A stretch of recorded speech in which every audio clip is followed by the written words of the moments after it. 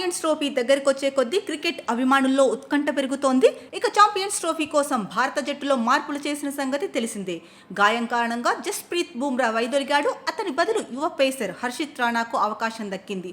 అలాగే తొలిసారి ఎడమచేతి వాటం పేసర్ అర్షదీప్ సింగ్ను స్క్వాడ్లోకి తీసుకుంది.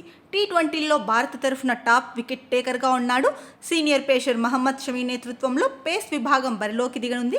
అయితే 5 స్పిన్నర్లను టీమిండియా తీసుకోవడం గమనార్హం. ఈ నేపథ్యంలో ఇంగ్లాండ్ మాజీ క్రికెటర్, మాజీ కోచ్ డేవిడ్ లాయిడ్ సంచలన వ్యాఖ్యలు చేశాడు.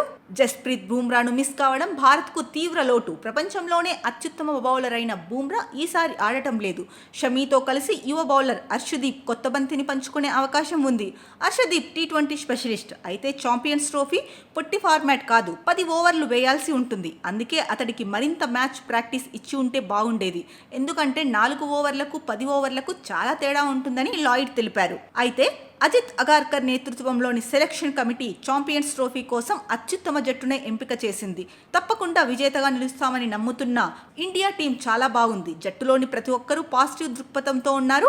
విరాట్, రోహిత్ మళ్లీ ఫామ్లోకి వచ్చారు. ఇంగ్లాండ్పై ఎలా విజయం సాధించామో మీరే చూశారు. దుబాయ్లోనూ భారత్లో ఉన్నట్లే పిచ్ పరిస్థితులు ఉంటాయని బీసీసీఐ కార్యదర్శి దేవజిత్ సైకియా అన్నారు.